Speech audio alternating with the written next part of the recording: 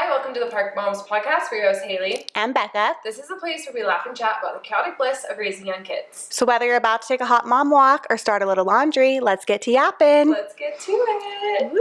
Okay, well, let's address the elephant in the room. Wait, don't call her an elephant. I'm an elephant. Not an elephant. I'm a big fat elephant, and I'm right here. The star of the room. Oh, Start the stop. It's Our our very first guest.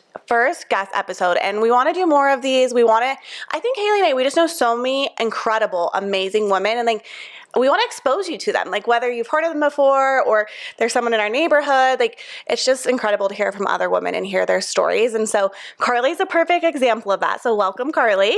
Here I am. She's here.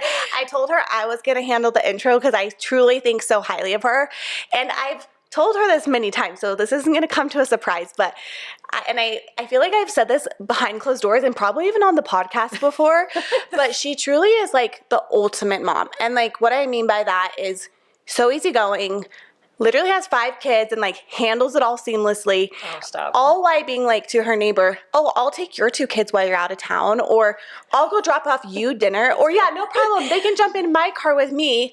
Just like so chill, so like loving and giving, and truly just like such an example to me of like prime motherhood. Also, I'd be like hot and in shape and like just pretty much has it all together. Are you taking red yet? Yeah, I'm sweating. She just has it all together, and so she's an inspiration, and she's recently gone on a career journey to become a doula, and so we wanted to have her on the podcast and share some of her opinions and thoughts and all of that. So Can welcome. I say something about That was Carly? so sweet. Before you were a doula, we literally were talking about who we want on the podcast. Yes. And we both said, why don't we just have Carly? We just feel like you're so knowledgeable in so many different ways. No, but you really are. That's so Yeah. sweet. Also, you're a really good example of like, you are so there for your kids, and you're so like, your kids are amazing. First of Yes. all. So sweet. But also, you really take care of yourself. Like, Yeah. you do the friend things, you do the girls' nights. Like, I say yes too many times. You say Yeah, yes I to literally everything. I do. But you're a good example of that. Because sometimes I'll be like, I don't want to go to the girls' thing, and like, Carly's probably at the class. Yes. Carly's probably there. Yeah. Literally. Yeah, I think it's like, I love being with people. I love connecting. I love bonding and like having those interactions. And so I feel like it fills my cup. But there are times also when I'm like, okay, this is like way too much. My schedule is like maxed out. I've got to like spend more time here or there. So it's a learning process of just like what to cut out and what you want to do and what you don't want to do. Yeah. You know? No, and I know that you wanted to be a doula for a while, but I was expecting like Yes. years down the road, because how old is your youngest? He just turned 1, and it really like was on a whim. Like I was like, Okay. I'm gonna sign up for this training, and it like didn't really work out, and then it just fell into my lap. And there was actually so many things where I was like, I think someone had croup right before, like there was so many things happening in my life, and it was like I almost didn't go to the training. And I just had this thing, I'm like, birth is so unpredictable. Life is so unpredictable. Mhm. And so I'm like, there are going to be times where I'm in a delivery and my kid's home and sick. And so I'm like, why would I not go to the training when this is just life? Like you can't avoid it. And so I jumped in, and I'm like full blown, like taking clients and just like stepping into the unknown. And it's been scary, but I feel like it's really rewarding. And it's something, like I said, you've said, I've dreamed about it. And like, I know is that one of your questions? Is like what got me You into can say it right now, but I was just gonna say I'm impressed, because when you told me at the gym, like, I think I want to be a doula, I was like thinking like, okay, she'll do that in like 5 years. Not 1 year postpartum. She's over here like already full roster of clients. She's just like already killing it. I do feel like it has fallen into place, but I feel like that's with life, where you're like, I'm just going to like try and like put myself out there and see what happens. And it's just totally, I feel like the doors have just like opened, and I'm like, oh, okay, I can do this. I am doing this, and I feel fulfilled, you know? I mean, can't imagine a more perfect person to be a doula, truly. You're so sweet. You guys are so sweet. I do feel like if there's something you're called to take that next step and to actually do it, because I've been wanting to be a doula for 10 years since my first was born. And a little bit about me, I do have 5 kids, as Becca said. My youngest is 1. There's no race. There is no race. This is just what my family felt comfortable is bringing 5 kids to the world. But so it started when I was like 10 years ago. My oldest is almost 10. She'll be 10 in April. And you guys, kid you not, I am terrified of needles or any pain. Like I can't even do like a paper cut. Like I like freak out. So when I tell you I was terrified, it kept me up at night. I was like, I can't have a baby. Like I got pregnant and I was like, how is this baby going to come out? And I'm like, oh my gosh, I have to like prepare my mind and I have to do this. So I just read tons of books and I kind of just like immersed myself in the birth world in a sense of like listening to podcasts and reading books and listening to like positive birth experiences, because negative ones made me just more fearful of childbirth. And so I feel like that kind of like got me into it, because I'm like, okay, I wanted to have an unmedicated. I feel like women, we just like want to experience life, but we also are like, I'm okay if it doesn't work out. Like we're open to options. And Did you do unmedicated with all your kids? Yes, I did unmedicated with all of them, but I feel like I used to say I felt like I got lucky, but I'm like, no, it wasn't luck. Like I put in the preparation, and maybe it was the fear that channeled that preparation, but I did childbirth classes, like hypnobirthing, if you guys are familiar with hypnobirthing. But like 10 years ago, I feel like it's really common now, but like you were a trailblazer. Yeah, that's true. There weren't a lot of people doing, at least I feel That's like friends true. that I have doing unmedicated births. Yeah, that's true. I feel like it's definitely become more trendy or popular, and like especially in Utah, like I think there's like 5% that are like out of hospital birth. And a lot more women are giving birth inside a hospital unmedicated. And of course with social media, like people are posting about it. There's videos, there's reels, there's like so many more ways to educate yourself online, when back then was Instagram was a thing. But I had to like really like dive into it and find it. And I will say I gave birth to my first up here, and I did an OB. And her name's Amelia Parrott, and she is incredible. She's at the IMC Murray Hospital, and she was my advocate. And I feel like she was such a distinguishing factor of if I went medicated or unmedicated. Amazing.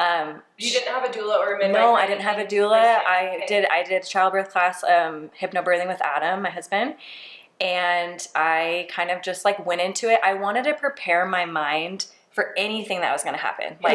I was like, okay, if I'm going to have a C-section, I want to stay calm. If I'm having an epidural, I want to stay calm. I just wanted to have a very positive experience. And like, I knew how sacred and important it was, like bringing a child in the world. Yeah. And so I just wanted to have my own, like, I just wanted to build my own knowledge up. So interesting that the fear drove you to find out more information, because I was the opposite. Like truly, really? I remember my best friend before my first was born was trying to show me a video of like a prosthetic woman giving like birth to a fake baby, like what they use to teach people in the hospital. I couldn't even watch that video because I was terrified. I was so scared. I was like, I don't want to know anything. So there was like no blood. It was just like a robot, basically. Yes, and I still was like, no. Like, I've given birth 4 times. My eyes are closed the entire time. They're like, do you want the mirror? I'm like, I don't want no cameras, no mirrors. Yeah. Like at one point, I told this on the podcast.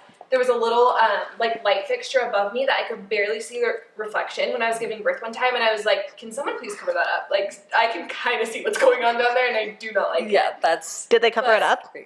No. They were like, it's on the ceiling. We can. I'm like, how did they do that? They were just like, sticky notes. They were just like, be quiet. They're like, no. They were just like, stop talking. So that's cool that the fear drove you to just like immerse yourself in it and not scare you away from it. Yeah. That seems like a theme to your life. Honestly, if you're thinking about it, you're like, okay, there's never a right time, but I'm going to do it anyways. And I think all of us as women kind of feel that way. It's like, oh, it's not now, not now. It's like too chaotic. But I don't think life ever stops getting chaotic. So it's just like, roll with it and just like literally motherhood. And just like embrace it. And it's crazy, but like still do what you want to do. And like you're such a good example of that. Anyways, we're gonna get more into all of the doula things, but we got to start the episode with one of our listeners asked for some advice, and now we got like 3 mamas on here now. So I'm gonna ask the question, and then I'll have you both give advice, and I can give advice too. So This is actually from my sister-in-law, and she said I didn't have to make it anonymous. So, but she texted me last week, and she was just like, oh, full panic. Like, she had just taken her 2-year-old, it's her first, and it's a little girl, to the childcare at like a gym. And basically, she did her like yoga class, whatever. She was super excited, like, but kind of nervous because she never like had done like daycare or anything before. And she gets done and she goes to the like pick her up, and she's like, she was not good basically, and was like the taking care of her? like the child care workers, and was like, she was taking toys from everyone, she doesn't know how to share, blah blah, like listing off all the things. And it just like gave her like so much anxiety. And like I've had a similar situation, so I could totally relate. But basically like she is like, oh, I don't know if I can go back, like I feel so bad, like what am I doing wrong, am I like not being a good mom, that type of thing. So I'll stop there before I get into my own version of the story. But what is your guys' like thoughts right away? Okay, my thought right away, I heard this quote once, and I probably think about it a little too much, but the fact that if you're worried, if you're a good mom, means you're a good mom. Like, I have to tell myself that all the time, because I think there's so many times we all as moms are like, are we doing a good job? And I have moments like that every single day. And sometimes I'm like, oh, like my kids are perfect, they're acting perfect. And sometimes I'm like, who is your mother? But the fact that you're worried about it and that like you love them, that's really all you can do. And they're all going to have their moments. And go back to the gym. That first of all, the person taking care of them should have not said that. Yeah, and I think they should be fired. I think you need to like give that person, maybe be like, oh, they're having like a bad day, or they just like something's bothering that other person to say those not kind things, you know. Also 2 years old.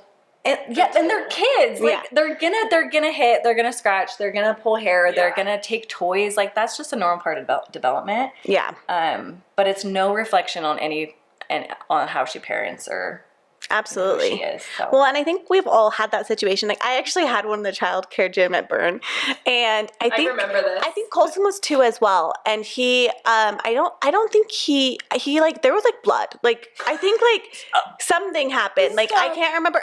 It wasn't biting. It was like or no, I think he like pulled one of the 9-month-olds down, or I can't remember something. It was like a little baby, and I remember literally like mortified, crying, so much anxiety, and like you just want so bad for like. And it's not like, oh, my kid's a bad kid, but it's more just like you are hoping that like everything's going to be fine. And like you almost feel like you're in trouble. Like you're like, oh no, like I did the wrong thing. And so anyways, I gave her that experience. And I also said like, at the end of the day, they're two and they're kids and they're learning. And like, I feel like a kid's best things about them are also their hardest things. Like the fact that they're confident and like maybe don't want to share toys, but like can hold their own, you know what I mean? Like that can be hard sometimes, but it's also like probably what's going to give them like that confidence as they get older. And like I see like that in Colson now. Like when he was 2, it was hard for me to be like, oh, you're physical with other kids, but now I'm like, oh, that's like such a pro to his advantage as well. And so I think like that's one thing. And then I think as a mom, it's just like, I know it feels so personal, but it really isn't. Like, and every kid does tons of things exactly like this. And so, and I told her, I'm like, exposure therapy, like keep going back. This is how she learned. She's an only child. Of course she doesn't want to share toys. Is this her first? Yeah, it's her first. And so it's like, keep going back. Like, don't you feel live in the world. The more kids you have, the more you're confident in your own parenting, which makes you more confident in how, if your kids are acting bad, you know it's a phase, you know it's not the end of the world. Like, Colson was your first, so you're like, oh my gosh, like, what am I doing wrong? Yes. Now that when my 2-year-old boy, who's my third, if he does something, I'm like, he's good. It's all good. Like, he's fine. Chilling. It's totally fine. It's true. Okay, so let's do, before we get more into the doula episode, douling, is that what we're calling it? Douling. Douling. It's like Duolingo. Yeah. We can come up with another time. Yeah. But let's do your life updates. Becca, you start. Okay, this is just more of a funny story. It's not really a life update. It happened to me today, and I still like can't stop thinking about it, and so I just need to share. I need to get off my chest. Okay, the grossest, weirdest thing happened to me. I've been like still in the trench of the pregnancy, which is just annoying because I'm like 18 weeks, and so I'm like, I feel like I should be feeling better by now, but I'm still like throwing up a lot, and I'm just like, okay, I'm over it. No. But today I was like sitting, I didn't throw up this morning right away, so I'm like, okay, I'm fine, blah, blah, blah, making breakfast, and I just all of a sudden like kind of like go dark, like I'm gonna pass out. And so I just like sat down for a second. I'm like getting so nauseous and like overwhelmed. And like, I don't know if this ever happened to you guys in pregnancy, but like I'm like literally feeling I'm gonna pass out. So I lay down, whatever, and I'm like, okay, I'm fine. Get up. Then I'm like straight to the bathroom. Like I'm just puking, throwing everything. I'm like, okay, I guess I need to throw up. But this is the gross Sorry, part. I'm laughing. It's so relatable. This is the gross part. So relatable. I had taken my prenatals already. And so when I threw up, like I could truly taste like fish. Like it tasted like straight fish. And like no. I cannot stop smelling fish today. I'm like, That is It terrible. is You're not going to be able everywhere. to take them again. I don't know if I'm going to be able Are to. they? Ritual. Okay, I'll bring you some. I had have a lot those. of the parallel ones. Yes. And so I'll bring them to you. Guys. It's going to be a minute. Gummies for life. Yes, the gummies are much better. Gummies. I couldn't deal with that. I'm going to eat it. I know. So it's not really a life update, but it's just so gross. And like literally when I go to the bathroom, I'm like, it smells like fish in here. No, you really are in the trenches. I'm Yeah. so sorry. Anyways, that's my life update. What's your all life worth it. update, Carly? Do you have any like interesting things you've done lately? My fridge went out, so everything in my fridge and my car was in the shop, and my husband's out of town. Oh, so yay. lots of fun things. I love this for me so much. No, This is what yeah, it is. Yeah. I literally am like ChatGPT. Yeah. Saved my life. It saved my life. It told me what to do. I turned off my freezer and it realized my freezer's working, but my fridge, the like air vent is broken. So I called the handyman. His name is Adam. He's coming to my house tomorrow. Yeah, And I'm nice. obsessed with him. And he's gonna fix my fridge. And Why do these things always like- happen when your husband's but out like of you town? guys, I feel like I'm like, this is perfect. I can declutter. I can clean Yeah, my fridge true. and make it look like Haley's because her fridge is spotless. Yeah, I can see that. It is. Be honest. It is. You came over. It is. It's spotless. Yes, I did. Yes, I did. When I was your postpartum doula. Yes, Yes. Yes. We'll get into that. So yeah, that's my left update. We're doing really great over here. Yeah, should I continue with the trend of this week? Yes. Weird. My 4-year-old got her tonsils and tubes in her ears yesterday. So, you know what, you guys, we're just all... In it. So, yeah, we're doing great. Thriving. We're in good company. Driving. Wait, Haley, I feel like you should share though because it could be helpful for other listeners. Like what happened with How- Blair, because it actually is Yeah. kind of surprising. Okay, I'll really quickly. When she was a baby, she did not eat well, she did not sleep well, like she just was kind of always fussy, and so we thought she had a deviated septum. So like I stopped nursing because she literally couldn't gain weight, Oh, interesting. and then we thought it was a deviated septum, so we were like, okay, they can't do anything about that until they're like 4. Yeah. So we took her to an ear, nose, throat doctor, and if you know Blair, she's just like a little spacey, like a little in her own world, and we just thought that was totally her. She does not listen. We'll always be like, Blair, Blair, Blair, and she's like, what? So we take her to the ear, nose, throat doctor, and he's like, this girl can't hear. This girl can't hear because she She's has deaf. so much fluid in her ears. Oh. And the crazy thing is she never had an ear Sweet infection, girl. which we don't know how because she had so much. So we did the That's surgery wild. yesterday. He said she actually had glue ear, which is like so much fluid that it like turns to glue in one of her ears. So she got tubes, and then also her tonsils were so huge and inflamed that she was snoring. So it wasn't her nose, but it was Yeah. her tonsils and her ears. And today, our 2-year-old, my mom watched the other kids. He came home tonight, and she was like, Graham, you were way too loud because she can actually hear now. Yeah. If you, Oh, already? She can already hear? yeah, because they took out like the fluid and put tubes in her ears. Oh my And the tubes gosh. just like Yeah. Will you opened do up. anything different now with your other kids? Like, will you test for that earlier? Like, I mean, I Yeah. really don't know if there was anything we could have, because she like passed when she was an infant. She like passed her hearing test and stuff. I really think it was just crazy because when kids have so much fluid in their ears, they usually get a lot of ear infections. So they Yeah, get and that's tubes. when they like find And out. she's always right? in the water. She's like always in the lakes and in the oceans. I don't know how we didn't have ear infections, but also they say that 4 is like the best age to do tonsils. So it all worked out how it was supposed to. Yeah. But we're just in recovery mode. So this Well, is a nice little you break like- for me to Yes. record tonight. yes. 'Cause Yes. Well, my now husband has you all 4 know. kids, including a newborn and one with tonsils out. Yeah. Perfect. Good job, Camden. He's recovering. He's doing great. Snaps for Camden. Yeah. Snaps. Camden. Yes. Okay, now we're gonna go into the dueling questions with Carly. Mm-hmm. So I want to know, what did your training look like, and is it what you expected? Yes. Okay. So I did my training through Utah Birth Suites down in Provo with the midwife Melissa. She's incredible. She does trainings all the time, birth and postpartum doula trainings. And yes, I feel like it was exactly what I was wanting and looking for because I feel like there are a lot of people that can be like, oh, you could be a doula. Everyone can be a doula. I went to deliveries where I wasn't certified to be a doula. But I feel like having that certification and that like just the background knowledge of like, okay, this is what you do during prenatals. This is what you do to start your own business, and this is what you do in a delivery at a hospital versus at a home birth. Like there are just there's so much information out there that, and like training that I'm like, okay, I learned different positions, counter pressure, and like different ways to manage pain and things that I can like give to my clients. And I got this huge booklet full of just knowledge, like resources, information that I can photocopy, give my clients, and I just feel so much more prepared. Do you have to have a certificate? No, I think anyone could be a doula. I think it really is just having that certification for me was really crucial before I started my business. Yeah, and probably the more you do it, the experience will just like stack on. Yeah. So it was 2 days, to clarify. It was on a Friday and a Saturday, and all day, and you paid for the training, obviously.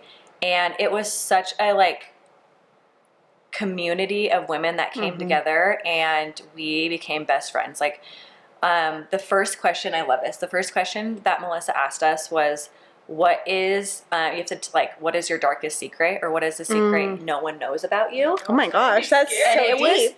It was like people were just like sharing. I remember I was crying. I love that kind of people stuff. Like there was someone who just lost their baby. There was someone who was like going through marital problems, and like everyone just like was so vulnerable and open. And I feel like that is a lot of doula work, is just like being able to be vulnerable in a place where you want to feel safe with someone, that you need to feel that like you need to feel that love. And so that was a great way to enter into the training, was just being like, okay, how, like, what have you struggled with? What is your secret? What is something that no one knows about you? And it could be something silly. Like, it was the perfect training. So I definitely recommend it. And I told you this too. I feel like your superpower, and this is going to translate into your being a doula, is that you personally connect with people so well. And you do make them feel so loved. And that's why I said, like, you're the perfect person to be a doula.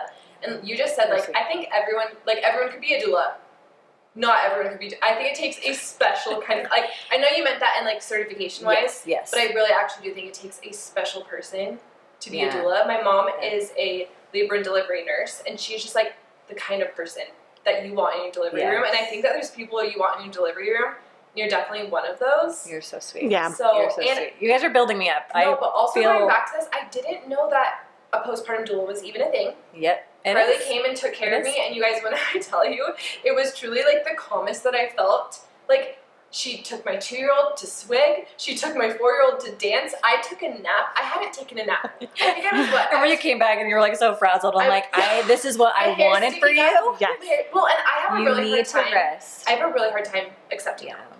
And you made me feel so comfortable. I think I was, 5 days postpartum? 4 days postpartum? Yeah. And I have a hard time just, like, letting people take care of me. But you made it so easy to let you take care of me, if that makes sense. Yeah. You did such an amazing job. So That's actually an interesting question. Maybe we're getting into this, but since you brought it up, Haley, when would you use a doula? Like, because you said, like, prenatal, you said during birth, and, like, certain times, like, depending on the birth you choose, and then postpartum. So, like, tell us, like, a little bit about that. Yes. So I will start. So you can hire a doula at any time. And I'll just say 2 seconds. A doula, if anyone doesn't know what a doula is, it is a emotional and physical support person that you want in your delivery.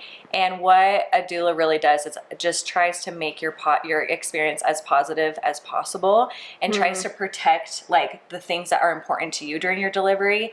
That's what a doula, like, they build that trust and love, and you know, form a birth plan with them, and you do you build such a strong bond with that person. And so I don't replace husbands. Like, I wouldn't ever replace a husband. I feel like that's the oxytocin between you and your husband is key in delivery.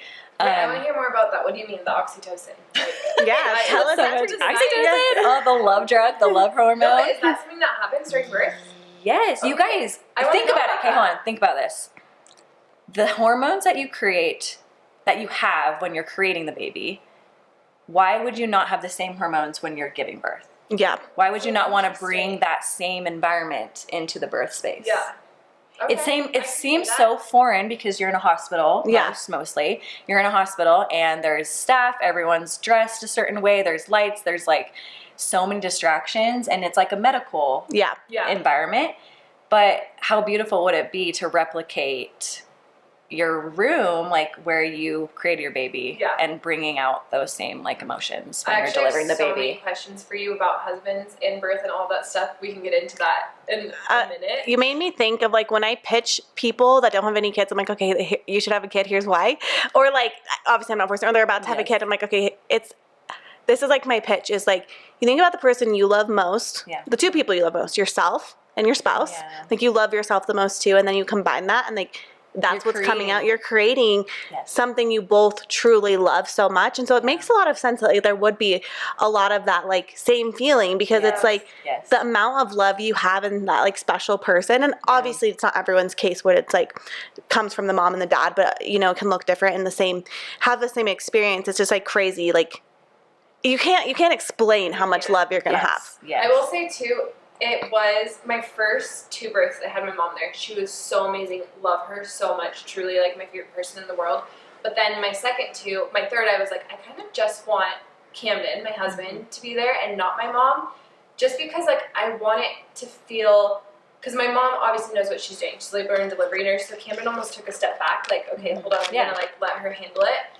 And then 3rd and 4th time, he just like killed it. And I felt like it was such a connecting experience for us. Not that he didn't kill it the first 2 times, but I just think like it felt like we were really in it together, and there was some oxytocin flowing. Like you look at them holding your baby too, like when you look at your husband or really anyone you love holding your baby in the hospital room, it's just the coolest thing. Yeah. I remember Sam on the first birth. It was actually really sweet. Our like nurses and our doctor like encouraged him to get involved, which I thought was cool. Yeah. And like maybe as a doula you do that too, because I think like sometimes it's not a safe space. Like when do I get involved? But they're like, okay, one of you hold this leg up. You're holding this. You focus on this with her. And like it was so special to like help us both kind of bond and like feel like we were working towards having the baby together. Well, so I want you to talk about that too, because like you kind of said, a doula doesn't replace a husband, but I actually feel like a doula could help kind of be like a liaison between you and your husband to give the husband more confidence. So like, this is not on the questions we were going to ask you, but I want to know like, how do you get the husband more involved? Yes. Okay. I love that. So first I'll answer your question about drilling you. You can hire a doula anytime. I had a client hire me. She was 7 weeks postpartum, or 7 weeks pregnant. Okay. Yeah. And then I've had people hire me, 30, 32. You can hire a doula literally the day before you deliver. It's just who you choose to hire. Yeah. So, okay, that was answering your question. And then yours was, husband. Yeah. How do you give the husband the confidence? Yes. During birth? So I usually, for my clients, I like to do about like 2 or 3 prenatals. And the first one, we go over like our birth plan together. I really get to know you. I send you a questionnaire of asking all the questions about your history, what your vision of your delivery, what that looks like. So I give you a questionnaire, we go over it, and then on the second prenatal is my favorite, and that's when the husband's gonna come. Yeah. And I am doing different positions with them. We're with obviously the mom, and we are doing counter pressures together. I give them a form of all like the positive affirmations that they can practice. Yeah. And I do a meditation with the mom after and to get her in the zone, and the husbands can sit in on that and they can know what she can prepare and how she can practice to have her body in a state where she can be totally relaxed and at peace with whatever comes during delivery. And I just feel like having me in that prenatal with the husband, with the mom, it's a practice labor so that when we get to that place of birth that we have formed relationships. They already know I'm already touching them. I already have a relationship with the husband, and it's us 3 working together. I'm focused on her. I'm focused on the mom. The husband's focused on the mom. I'm more of the physical support sometimes, like my client who's due now. She wants me on her counter pressure, doing all the things to her body. She's like, I want my husband at my face and like by my hand and like just with me emotionally. And I just think it's so beautiful that like you can, if you want that, you can have that. And your husband wants to help you. Like he doesn't want to sit around. Like I feel like in hospitals, what I've noticed recently is just like husbands don't really know their role. Like they are like, okay, like they see their wife in pain and they're like, I want to step in, but they don't know how. And so having a doula would definitely I mean, most doulas do that, where they want the husband to be involved as much as possible, because that is where the hormones flow, and that's where you feel safest. Like, that's your husband creates that energy, and you create the energy of the husband, so that you're more relaxed and more at peace to deliver your baby in a safe space. Yeah. I'm really glad you said that, because I think that can be a misconception, that if you have a doula, your husband can kind of just like sit back, like, just so you know, husbands, do not sit down while she's in labor. I mean, the husband can't. If you have like a jerk husband, like, I haven't encountered one. Most husbands are loving, but you know, what's something a husband should not do while their wife is in labor? I love this question so much. It's my favorite, because the husbands, they don't know that they can ask me to do stuff. Like, I will leave the room. I will go get food for you. Yeah. Yes, you can go to the bathroom, but don't take your phone and sit in there for 20 minutes. Like, this is what we've been we training want for. you there. We want your presence. And like, if it's a long delivery, you can take a nap if, you know, if that's appropriate. Yeah. But a lot of the times you're like, okay, I'm going to go get food. And I'm like, no, what if, Yeah. Have you seen those TikToks where the husband goes to go get food, and then the nurse and the mom like wrap up a swaddle and pretend like the baby can't? Oh, that's hilarious. And then he comes in and he's like, what? Like, just kill me. Yes. That's what you get if you leave the room. Yeah. Only for the bathroom. That's you're allowed to go to the bathroom, but usually there's a bathroom in the yes, and like, don't take a nap. Yeah. Unless she has an epidural and we're like all resting. Like, there's been times when like we're all like just like taking a rest. Don't complain about being tired. Don't complain. Don't complain that your back hurts because you're doing too much counter pressure. Like, get in there. Yeah. Like, that's what you're made to do. Is help. It is a team effort. Yeah. And I think that needs to be more normalized. And definitely, I think that's cool that your position can help give the men the confidence or whoever the partner is to help the one in labor, because it really has to be a team effort. Yeah. We can't do this on our own. No. And I do feel like knowledge is power, because it is probably more just like not having the confidence of like what I should do. And I don't feel like frequently doctors and nurses like communicate what that could be. Like, oh, here's where you can jump in. Here's where you should do this, da-da-da. Totally. And well, they that's not their job to. Yeah. You know, they just are watching the baby. They are so focused on the baby, everyone forgets the mom. So and it's like, no. They're going through a transformation. Yeah. The baby's coming no matter what, but like, so many things are happening to the mom emotionally, physically, and your body holds on to trauma. So you just want to make, at least a doula, we want to make your experience as positive as possible. Oh, that's so sweet. Okay, wait, you mentioned something. Sorry, Haley, I'm going off course here and just asking my own questions.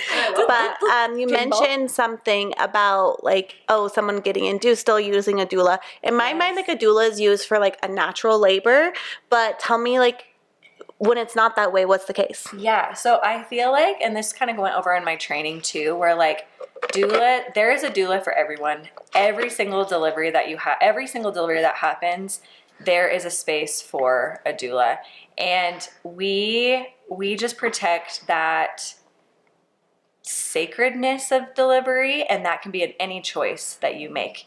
If you have an epidural, you still want X, Y, and Z. If you have a C-section, you still want X. You know, there's still things that you want for your delivery, and if you want those protected, then hire someone to make sure that those things happen, are followed, or Yeah. Wait, tell us more about that. Like, how do you do that? Give us a real life example when you're like advocating for someone. So my client now, she is due any day, any second.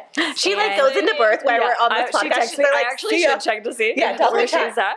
She's so cute.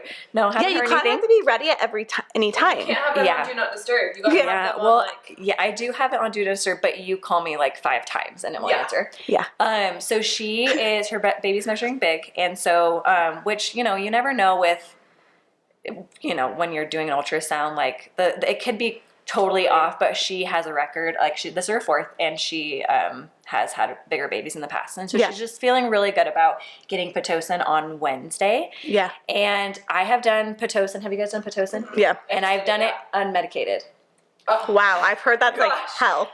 But the thing is like, even if you plan to have an epidural, there are still things that you are like, okay, I don't want to even if I'm having an epidural, I don't want an episiotomy. I still want to be standing. I still want to be in different positions with an epidural. And you can. Well, you can push on the side. Yes. Yes, you can lay on your side and deliver your baby with an epidural. It's having the right support to put you in that position so that you can, you know. I've had an epidural every time. Well, kind of with my second.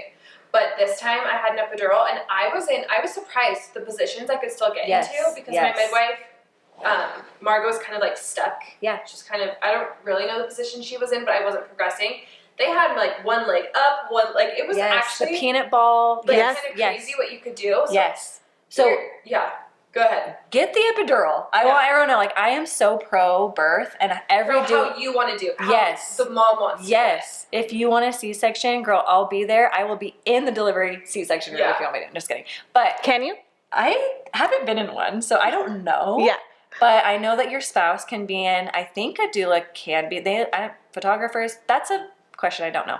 But even postpartum C-section, being there for the mom, helping her get up, helping her use the restroom, there are nurses. Yes. And I think that's something we should talk about is there are nurses, and most nurses are awesome. I don't want to say there aren't awesome nurses, but maybe that nurse isn't the kind of nurse you need. Yeah. Whereas you have a doula, you know that the person there supporting you, you have the kind of person you need. Yeah. You have that connection and that bond of I am just there to witness what is happening and just give you grace and give you space that if something were to go wrong, that someone else, another woman is just advocating and they're supporting you. Yeah. No matter what happens. Epidurals, everything you can still have a doula. You can still have a doula and have a positive experience. Yeah. That's the my understanding, and I mentioned this before we started recording, is that you could either be over here with a doula giving birth at home unmedicated, or the other option was epidural, super sterile. Saying yes to everything. Yes, saying yes to everything. Just listen to the doctors. Yeah. There is so much in between that I'm learning the more that, more kids I've had, more friends you can do it your way. And really, that is such a powerful thing. Totally. And I've had 5 unmedicated, 3 were in hospital, 2 were at birth center. And I was able to, for my 3rd delivery, shout out to Steph, I had a labor and delivery nurse, one of my best friends. She was a labor and delivery nurse. And she really influenced me on the impact of just having someone there to just watch me and support me. And she was brushing my hair. She was helping me in and out of the bathroom. And I was on Pitocin and I was just so overwhelmed, but looking to my side and just seeing her just kind of just cheering me on and just woman to woman, it was so beautiful having someone just watch and be there. And she was feeding me. She was just such a big influence of why I decided to be a doula. 2 is just I love my husband. There's an energy, there's a girl vibe energy that comes to the birth if you invite that. And I just love having that support. Yeah. That's amazing. It's a comfort, a place that and truly they are just thinking about you and what does she need? Yes. Okay, so do doulas typically stay after birth as well? Yes. Okay. So when you hire a doula, I love that question. We do a few prenatals, stay for the entire delivery. I like to stay about 1-2 hours after if they want me to. So a lot of the times first time moms want help latching and they want they want her there when they're delivering the placenta, and so I give as much time as needed. I kind of have got the vibe okay, you guys feel you want some privacy, you want space, you want that golden hour with the baby, and I'll leave or I'll stand outside and wait until you want me to leave. But I do continue my care. And then 6, I bring a meal. I like to bring a meal after, usually a couple days after, and then we kind of do birth processing. That's what I did with Haley, where we just talked about the birth, the highs and the lows. Not every birth is perfect, and it's not meant to be perfect. And so I love allowing time for just we were there, I was there during the delivery, and she can tell me her raw emotions of okay, was that weird? Or that nurse did something to me. Did you think that was acceptable? Or did you think, how'd you feel about it?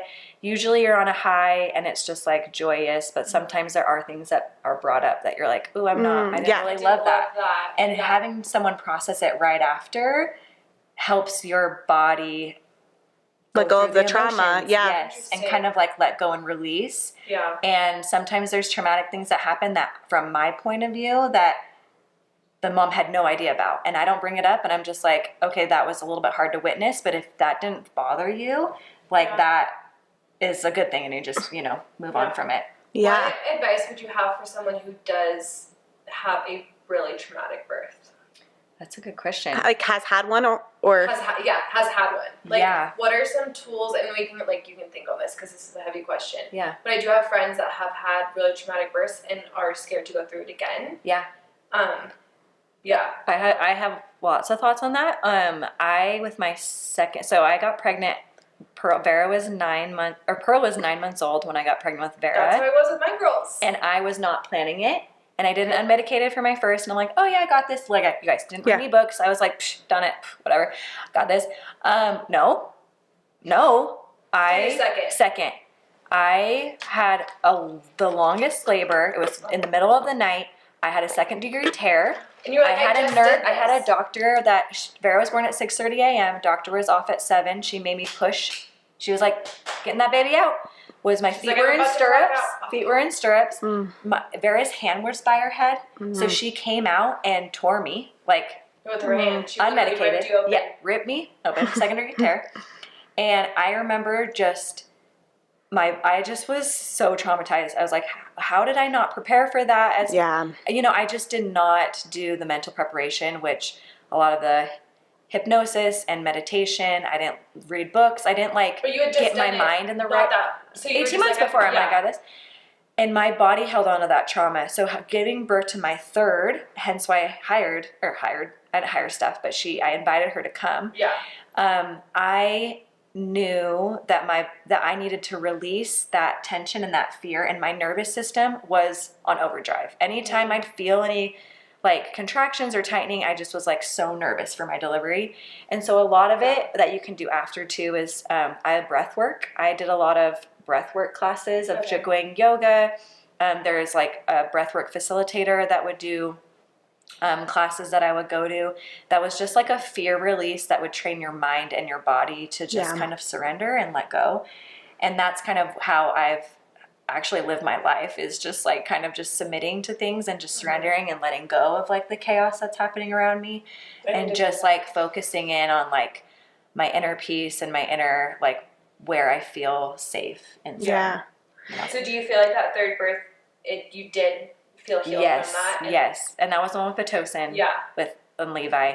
And it was an orgasmic birth. Yeah. Oh, really? I've never heard that Yes, before. I've heard of that. I'm going to throw it out there. I had an orgasm. My mom's going to listen to this. Yeah. Hey, Mom. Our moms too. Orgasmic birth, Mom. No, I've heard of that. Like, you literally orgasm as you're giving birth, right? Yeah. Yes. It was like a high as I was pushing. No way.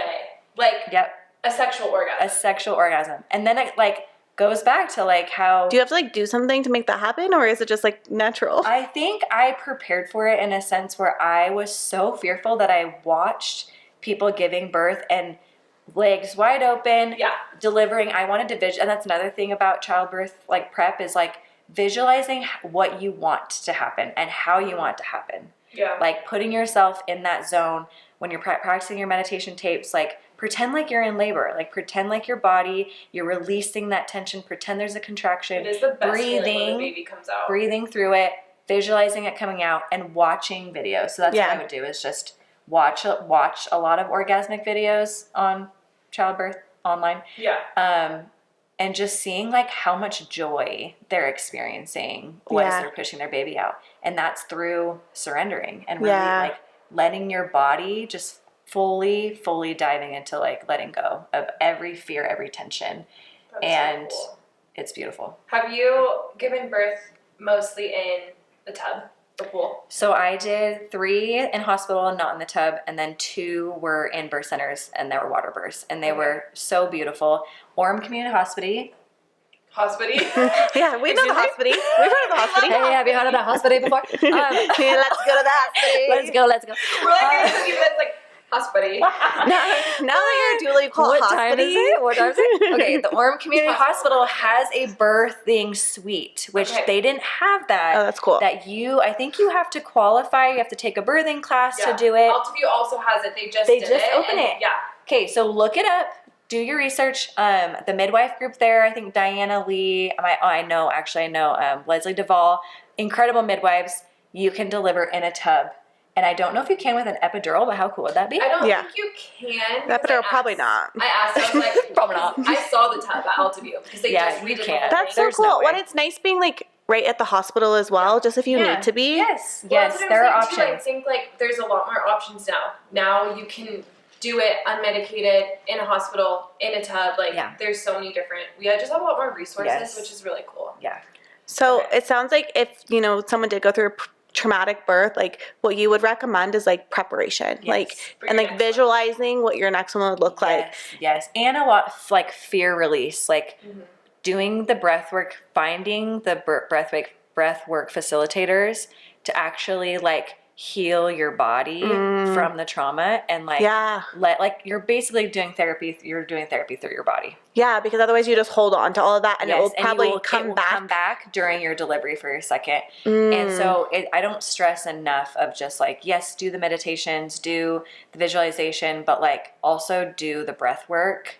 And I can send those resources and if people want to. In a way, postpartum doula is kind of a way, like a therapist in a way. Yeah. Because like you said, you're helping them process that and release that, talk about the good and the bad. I do meditation. I didn't do meditation with you. But I was like, I'm good. I'm not right anymore. You were on fire. You were like, thriving. And then things thriving. I was thriving. But and then the next day. That kind of happens to me The next though. day Like first week after I give birth, I'm like, this is the best thing ever. And then I kind of slowly am like, oh my goodness. Yeah. But that's normal. That's totally normal. So as a doula, I also check in every week. So I send like weekly texts. I will come visit a couple times. I do offer like childcare services. I come to your house for a few hours. I'll clean. Spotless house. My 2-year-old asked her to go in the hot tub. I would do that if you wanted me to. What did he say to you? He did. He wanted to swim with me. He was like, tonight. Yeah, he invited me on a date. He wanted to take me on a date. Cute. And he woke up from his nap that night and he said, "Where's my Carly?" Yeah. Oh, wait, that's so cute. And that's what I love is like. Sorry, I keep kidding. It's but it's like a full family. Yes, it is a family thing, and that's why when you're looking for a doula, like find one that you feel so safe with and feel like, oh, this just works. It's kind of like dating, Yeah. And you will not regret it. Okay, I have another question for you. It's similar to what you just talked about, but let's say we have like a first-time birth mama on the channel. Questions for first-time moms. And I love first-time moms. I don't know what their birth plan is, so TBD, but what would be like, since you've learned so much about birth, like what would be some of like the key things you would say to like either prepare for, think about, or like mindset going into it? Yeah, we have, what's your biggest piece of advice for first-time moms? Yeah, my biggest advice is take a birthing class, whether it be online, and do it with your husband, because having Adam, which will make me cry, having Adam just know what I wanted and where I was going with and what to be at the same mental place of safety, security, and like peace. Like I just wanted it to be peaceful no matter what happened. Yeah. And so doing that with your spouse is so bonding and you feel like he's supporting you. Yeah. I also think too, husbands, at least my husband, when I was so sick and pregnant, he was just like, I just feel so helpless. He felt so helpless. He's like, I don't know how to help you. Yes. And so maybe doing that birthing class, and I should have done this. I'm never being pregnant again. Did you do one? I did do one. Yeah. But like, I think that would actually make him feel like, okay, this is a way that I can help. Because I remember him being like, I was like, I don't know. I don't know how you can help me, but this is a way that you can help your wife when she's pregnant, is like. And the hospitals offer those. Yeah. Yeah. So I did mine through the hospital. I think I paid for it, and I like had like an online class, and I went in person and did it too. But I really think it comes down to knowledge is power. Like when you know what to expect, you can operate so much better in those situations, especially if they get crazy or traumatic, which I feel like, especially every first birth, there's always a curveball. You guys, birth is not like it. Expect the unexpected. Yeah. Like it's going to throw you curveballs. So just preparing your mind and preparing like your body to just like completely like trust yourself. Like trust that your body knows what it's doing. And surround yourself with people that you trust Yeah. and that you love and that you feel safe with, and take that class. Yeah. Childbirth Taking classes. the class. That's Yeah. a really good one. And you can do that online. There's my friend Birth with Charity.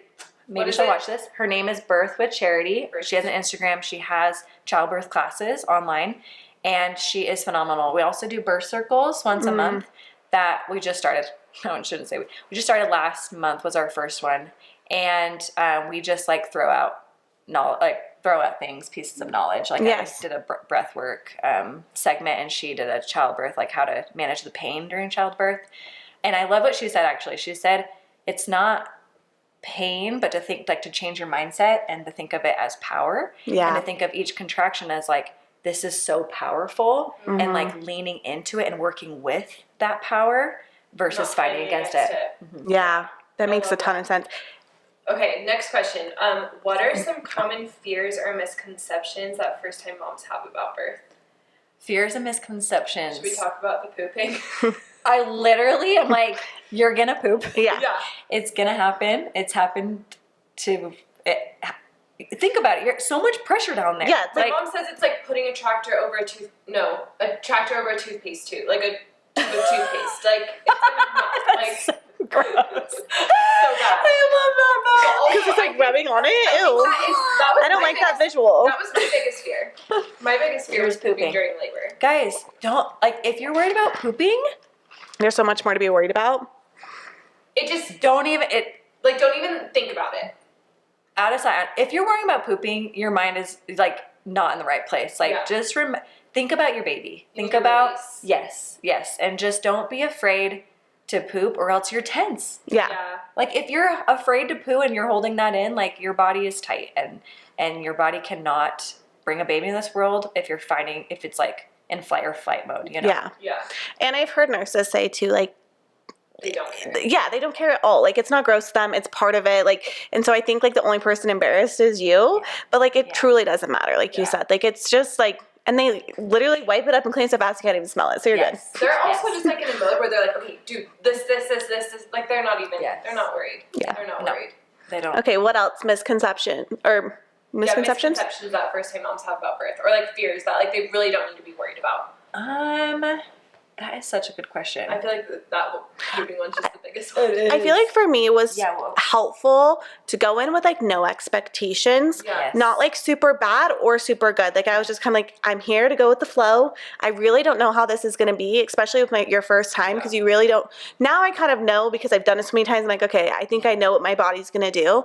And I almost feel like that was the easiest way to do it, because it was like, okay, I don't like have an exact way this is going to work out. So whatever happens, and I'm kind of just going to go with the flow with it. Yeah. So that's a question I have. How do you have a birth plan, but still be okay with things not going as planned? Yeah. And I think that, like, I love what you're saying, like going with the flow.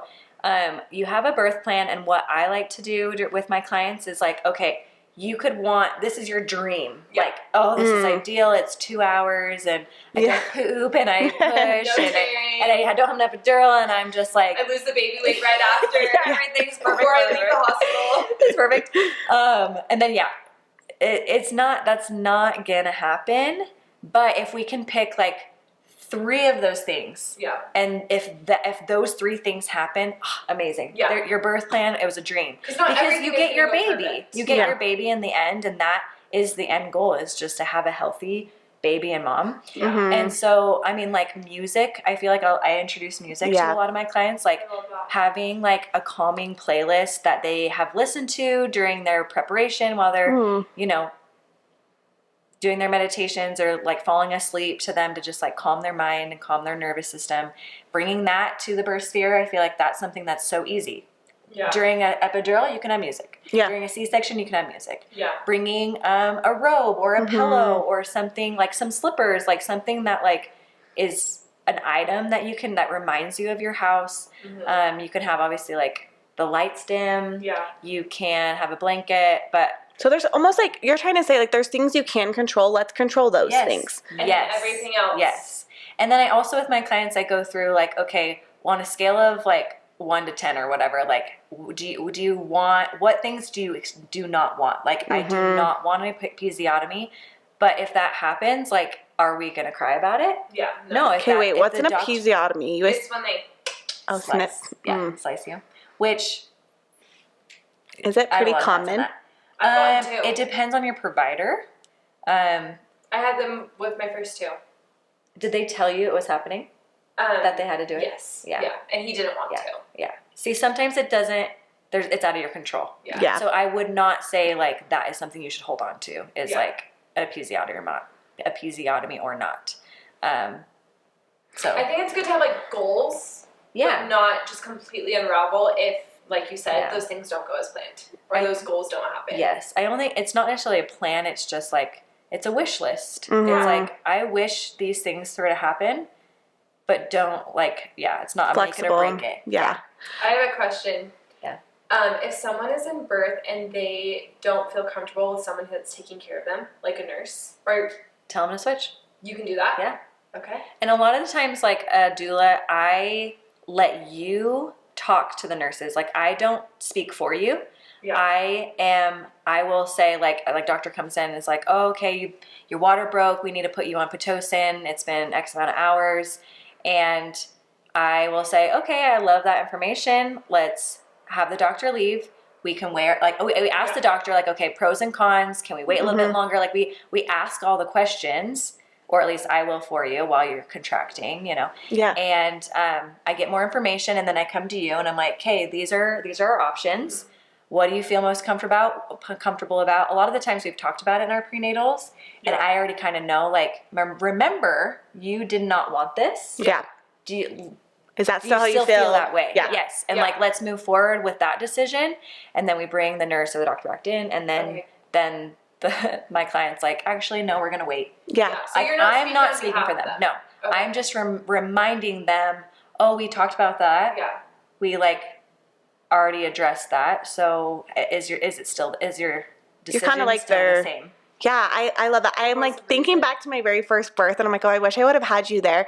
I also think you just feel a little bit like, what can or can't I do? Like, is this normal? Yes. To, like, I remember this is like something kind of traumatic happened to me.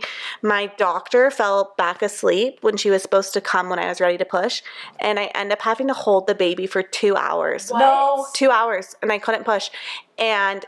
No, that's trauma. Crazy. Because it was in the middle of the night, and so she had to drive, and she was like 20 minutes away, and then, anyways, she fell back asleep.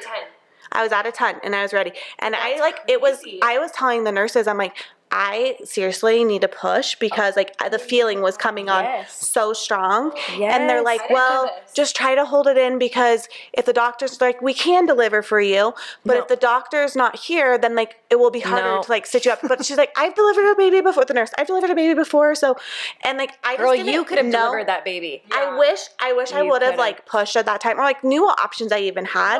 Because what ended up happening is I tore so bad on the back. I tore on both sides. Was this with Colson? This is with Colson. Aww. After already a 20-hour labor too. Yeah. And your body was just... I was just exhausted, and then the holding it was so stressful. Like, you could literally see his, like, head. I'm like, I just didn't, I don't even know what the options were now, but I wish. Now you're like, a nurse delivered Levi when I was on Pitocin. Oh, really? Like, I literally was on the toilet, and I was like, oh, I kind of feel like I need to go to the bathroom. Yeah. And then I saw blood. I'm like, okay. So I walked over, mid-contraction, his head's out.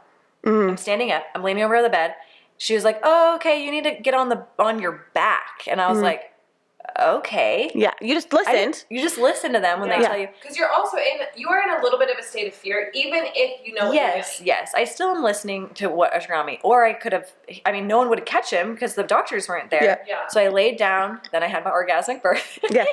And he came out, and I have pictures of my nurse, like, Catching him. Yeah, putting him on my chest, catching him, and I was like, okay, that was so smooth. Like, it could have been Graham faster. Fully pulled him out, put him on my chest. I love really? He is not a doctor or anything. He wants to be. The midwife was just like, let me see your hands. Like, let me make sure you have big enough hands or something. Oh, that's cute. And that is an option. Like, in the hospital, you can request, like, okay, I want to catch my baby, or I want my husband to catch my baby. Like, that I feel like wasn't a thing.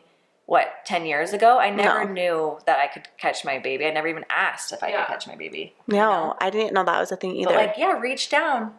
Have you ever had? cool would that be? That would be so cool. Try it. I know. I'm like, Almost I makes don't me even want to give know birth again. But all these Me too. options. You guys actually, no, you no. truly are inspiring me. I'm like, oh, I'm it make obviously you being excited? pregnant. It is Yeah. making me excited, and I'm like, oh, I need to get a playlist. Like that's the vibe right now. Yes. But yeah, I think it would just be so helpful to have like like if you were there in that moment thinking back to with Colson, I would probably be like, okay, do you think I should just deliver now if I'm ready? Yeah. And I do feel like it ended up kind of turning out for the worse with how much I tore. And I really was like bleeding a ton. And like, it was just like, he was ready to come at that time. Well, you're I was glad pushing the against doctor was that. there to like stitch me up. Like, how do the nurses stitch you up if that's I don't the think case? so. I'm not a doctor. I will say doulas are not doctors. Different than midwives. I don't deliver babies. I obviously want to. Yeah. I actually had a dream. I had a dream last night that I literally delivered a baby on a hospital floor in You like become the a midwife? entryway. Maybe. Dreams are big, guys. Yeah. But I feel like in that moment, I just been like, no, like let's breathe this baby out slowly and like controlled. Maybe it would have taken you 2 hours to push, but you didn't even have the option. Yeah, exactly. You know, yeah, maybe you would have torn, maybe that would have been, but like you being in control of the situation and in control of your body and trusting your body to just let the like fetal ejection reflex happen. Yeah. Like you guys, how many times do you, like if you poop, go back to poop. Yeah. Yeah. Your body's going to do it. Like you don't have to like push. I mean, okay, first time moms, there are some times you do have to like physically nudge the baby out and push the baby out of your vagina. But most of the time, your body will just push the baby out for you. That's so crazy. You That's know? so crazy. I have That a is very such a. specific question. You know how when you're pushing, I've always had nurses or midwives tell me like, hold your breath when you push. Oh. And that always felt so unnatural to me to hold my breath. Yeah. What are your thoughts on that? Yeah, no. I personally, maybe people I felt can like disagree I was with gonna me. pass out. My first time No, when they were like, your hold breath- your breath and push, I was like, I felt Your like I was breath, going, like, when blue in you the are face. pushing your breath, your jaw needs to be completely relaxed, completely open, and you need as much oxygen to get to the baby as possible. And breathing helps your body relax, your nervous system relax. You need that oxygen flowing. Like So you don't have to holding hold your your breath. Imagine, you guys, listen, do this right now. Hold your breath. Okay. And hold your jaw, clench your jaw. You're clenching your pelvic floor. I feel like Yeah. Yeah. It's like tightening. I'm Yes. like, okay. So imagine when you're Kegels. bearing down or holding your breath. Yeah. So how would you do it? It Show us the right way. Like breathe out. Do you Breathe breathe in. out while you push? And you breathe out. So in Marie Mongan's book, Hypnobirthing, she teaches J breathing, and that's what I go over in prenatals too. We do breathing together. And there's all these different kinds of breathing, calm breathing, J push breathing. Anyways, this is like J breathing is push when you're pushing. And you think of it as like a J. So you breathe in and then you exhale. J continually comes up. Oh, like a J this. Yep. And then you're breathing, you're visualizing your breath coming down And and helping push up up, the push baby. up, and push the baby up, but then it's coming back up and then down. That I is already so feel cool. I know. No, but I wish I would have done that because I feel like every time they're like, hold your breath, and I'm like, I'm gonna pass out. But even with an epidural, You need still need to having control of your breath calms your mind, calms your body. It helps you prevent you from tearing. Well, and something about the epidural too is you can control how much epidural Yeah. you're getting, which I think is really cool. Yeah, I love that I they always have get a that little option. trigger happy, and I'm like, oh, okay, don't press it. But like, yeah, I'm like, oh, I'm like, how much can I feel? Yeah. You're like, can I lift my leg? I don't know. I'll try. Yeah. But Okay, any other like hot tips? I mean, you gave the example of not holding your breath, do J breathing, like anything else that like comes to mind where like I literally never knew this until I did doula work or prepped for birth that like would help moms. So, and this is something I've learned actually recently, is just like how we're always in like survival mode. We're always stressed. We're always running to the next thing, fight or flight. And how that is like applies to your labor and delivery, where your body is going to be in overdrive. You're going to be on adrenaline.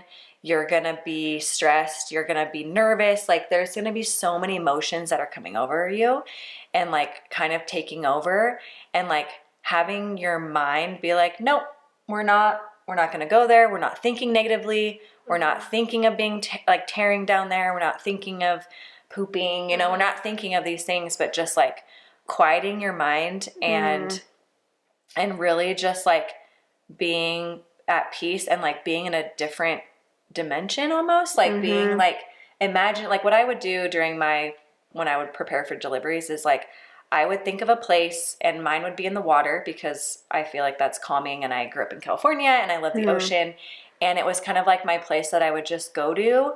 And I imagine literally my body just like floating in a body of water, and the sun is shining and I'm hearing things. I'm using all of my senses to just like put myself in that place.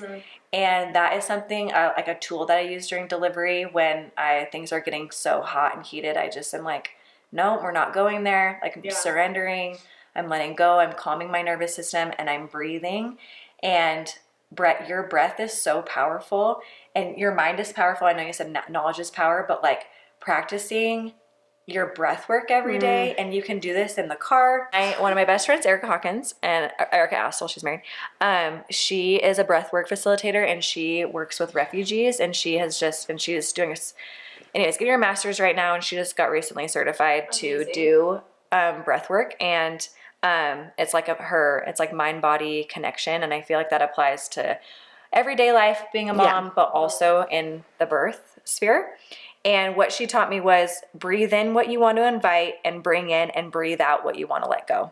And I feel like that is so beautiful, where you examples of that are like breathe in energy and breathe out exhaustion. Breathe in focus, out distraction. Breathe in confidence, breathe out doubt.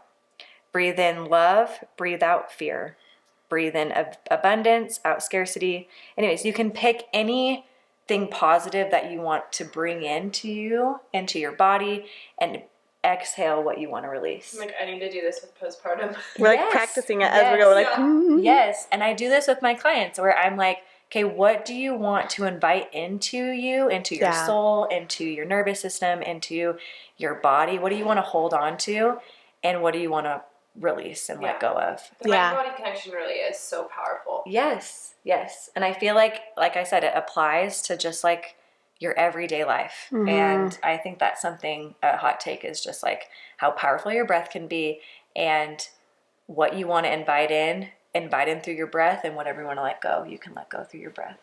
I love that. I'm going to use that in my regular life. Okay, you also said you teach them positive affirmations. Like, what are some examples of some of the affirmations you're teaching? Yes. So I have a list of things that we go over, but it's like trusting your body to know what it's doing. Like, you're doing everything perfect. So you're like saying this, I trust my body. Yes. And I have women who they listen to there's an affirmations playlist, and it's just saying positive affirmations. I use that in my delivery for almost all of them, except ones that were too fast. But Simon, he was literally like 20 minutes. I was at the center. That's kind of amazing. Yeah, that was crazy. Blew on out. He did. But my favorite one is each contraction is bringing my baby closer to me. And I feel like that was just like every single contraction. Yeah, that is sweet. I know, it's so sweet. Because then when you meet your baby, you're just like, you just did it. You just like ran a marathon. Like it is feeling in the world. Meeting your baby for his first time is heaven on earth. And it only happens 3-4 times, like one time if you have one kid. It is such a powerful moment, and just having that positive mindset of just like, one more, I can do this. I can do one more. Like, if you think of like when you're running a marathon, like 26 miles, but like if you do one step, it gets you closer and closer to your baby and to your goal. Yeah, I love that. It does feel really intense when you're in it and you're having those contractions. Something that helped me this last time is like, I would just look at Camden and just like, we just kind of like smile at each other in between contractions. And like, for some reason, it just felt so calming. Like, I felt so calm this time. Had an epidural, so like, a different story. But I did just feel like so calm. Like, I was just like, like I was kind of, I don't know. It was really beautiful. It was cool. Another question. What kind of birth energy do you personally love being around? Okay, there are so many different energies when you go into the birth space. One of them, obviously, I love being calm and like collected and like feeling like this is so peaceful and like serenity, you know? But my favorite one is actually like laughter and laughing. and like having fun, because I feel like that is where your body, anytime you have like, you laugh or you smile, like what you're saying with Camden, like anytime you bring those endorphins into that place, your body relaxes and you feel so safe and you feel so loved, because you're just like, it's like an everyday thing. You're like, we're just having a good time. Like, you know, like people put on shows and are like, just like bringing their outside personalities and energy into the birth of just like, we can laugh and giggle and have a good time. And like, I think it's not that deep. It's like enjoyable. It's fun. Yes, it's fun. Like bringing a baby into the world is so fun and enjoyable. It's a party. And it should be a party. Like it should be, you should want to like laugh. You know? It's a birthday party. No, I was gonna say, I think Camden actually when we get to the hospital, he is like giddy. He's like talking to all the nurses, asking them about their lives, asking where they're from, asking what their favorite part about nursing is. Like he brings the party, and it really does make me feel so calm, because I'm like, this is fun. He's having a good time. I'm having a good time. Now the nurses are having a good time. Like, it doesn't have to be so serious, and I think that's really fun that you brought that up, because I thought that was like more unique or weird to me, that I was like, oh, this is like a little party, or other kids are at home, we're just hanging out. Like, no, get to know your nurses. Like, talk to them, ask them about their life. Like, just be a person. Like, don't just be quiet and like let them like, you know, put the monitor over you, and like they're doing their job. They want to have a good time too. And so I feel like just bringing a light heartedness to the birth is really important. I love that you said that energy. Okay, another question is, what do you wish more women knew about their power in birth? You've kind of answered this. Gosh, I feel like we were made to give birth, and our bodies know best. They know more than we do. And there's so much that we can learn from our bodies and ourselves by just like letting go. Well, obviously doing the work of being able to let go of all the traumas that have happened, because they will come up in your birth, and addressing those beforehand. But I feel like there's just so much power in knowing that like only women were able to do this, not men. Men don't have this opportunity. And there is so much wisdom that we can learn from all the women around us, and we can gain such a universal understanding that like this is why we were made, and how do I even say this? Like, we are the divine femininity. Feminine. It's like our purpose. It's our divine purpose. Like, it is so innate in us, and our chemical makeup. And I feel like God gave us this opportunity to bring children into this world, and he trusted us with that. And we like, I don't even know how to say this. It's hard to put into words. It is. Maybe like that's the power. Like, we have that built in us. Yeah. If we have the power built into us, or we were given this power, and God wanted us to be able to tap into that power and that divine feminine. And whatever way you give birth, you will feel like you are on top of the world, and you will feel like you just conquered, like you just climbed a mountain and conquered the world. It is this feeling that no one else gets to experience but women. And no one can take that away from you too. Like, it is yours. It is your experience. And I think that's what's cool about having a doula, is that you get to control the experience and kind of curate the experience that you want to have to an extent. Yeah, definitely. Okay, Carly, you said something earlier in the episode of like, believe it's like coming into your power versus something else. What was it? Believe it's coming into you were saying like it's like your power versus like feeling like it's pain. When I talk about that pain. So tell me that quote again. Now I like want to remember that. Well, Charity, my friend Charity knows, like, she can word it better than me because she is a pro at the childbirth classes. But I feel like when we just like switch our mindset from it being something painful and to more focusing on, okay, this isn't pain, this is our power, this is our confidence, it's everything that we have and know to be true, like everything that we are, that is, if we tap into that and use that with our contractions and use that with our bodies, then our mindset changes, and we're able to just like realize like, no, I want these contractions to happen. I want this like pain to happen so that it brings my baby closer to me, and that I can just have this moment of pure serenity and joy when that feeling, like you said, about bringing that baby on your chest, there's nothing greater in this world than having that moment with your baby. You've been waiting for that baby for 9 months, years, you've been praying and waiting to meet that baby. And that experience is just something like no other. There's no word to describe it, but yeah, tapping into that power of just knowing that your body was made to do this and you can do it, and is something God-given. Yeah. Gosh, Becca, I'm jealous. You get to give birth again. This is like making me want to give birth. Seriously. It's also kind of giving me like... I'm not. I'm done. I'm done forever. It does give you like a sense of peace though, of like, this is what I meant to do, and like belief in yourself. And it is exciting also to think like, oh, I'm going to experience that. And it's also kind of weird to think it's my last time experiencing it too.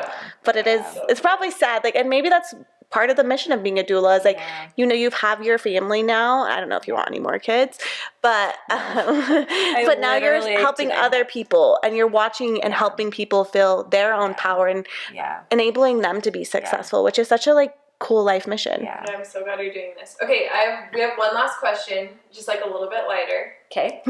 What is in your doula bag? Oh, lots of things. Well, gosh, I have essential oils. I have like some lotion. I like to give like hand massages or foot massages when we're just kind of like hanging out. Yeah. And just like waiting around. Like, you're there at the hospital or birth center like a long time. Yeah. Like, I want to bring things that we can just like something to do and like comforting things. Comforting things, yeah. Some don't want essential oils, but that's totally fine. And then I have a birthing comb that you can squeeze. Have you guys done those? I've seen them. I've never done it. Yeah, so I have a birthing comb that the mom can squeeze. I have a change of clothes for me. I bring snacks. Love it. What kind of snacks? I have lots of snacks. I have like protein bar. I have a banana. Like, not every day I have a banana. It's like not molding in my bag. I grab it usually on my way out. Like, I love, like, I have nuts in there. What else do I have? Electrolytes. I have electrolytes. Because that's another thing during delivery is you can't eat in the hospital. Like, they tell you not to, but like, go ahead, eat all you want. If you throw it up, great. Yeah. I brought my own bone broth this time because like you can have bone broth there, but I like went and got the good one from Costco that I like, and that was really helpful. Yes, having like liquids, like some stuff, nutrients, and that's something that doula, like I love to do, is just make sure that you're fed, you're hydrated, and if you don't want food, you can push it away. But talk about your film idea too. Your film.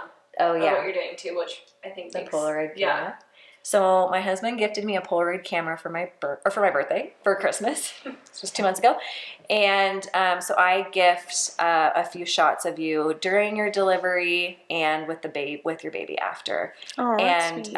So I take a little shots when I'm... Yeah, I love that. And I just is something special that I like to add to my package. But amazing. You do like all the thoughtful things. Is there anything else in your bag?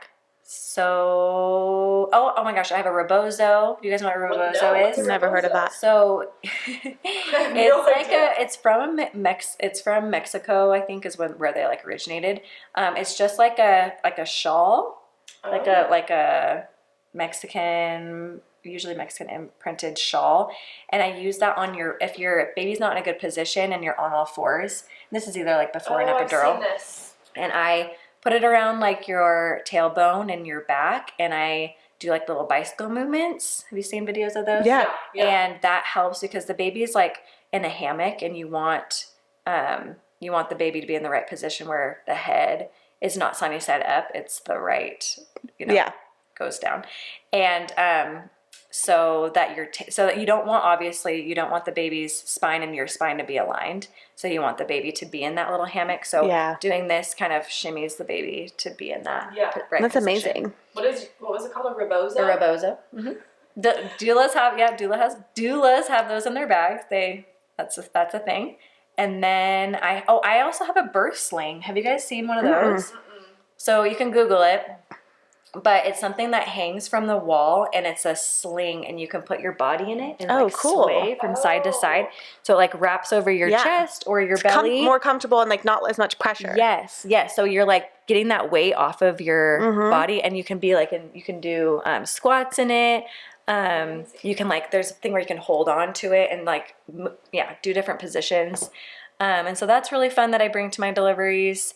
Especially in hospitals where they don't have those. They have them in birth centers. They have birth slings and stuff. So I bring that and water. Yeah. Snacks, food. I feel like snacks are like the best. Yeah. I love that.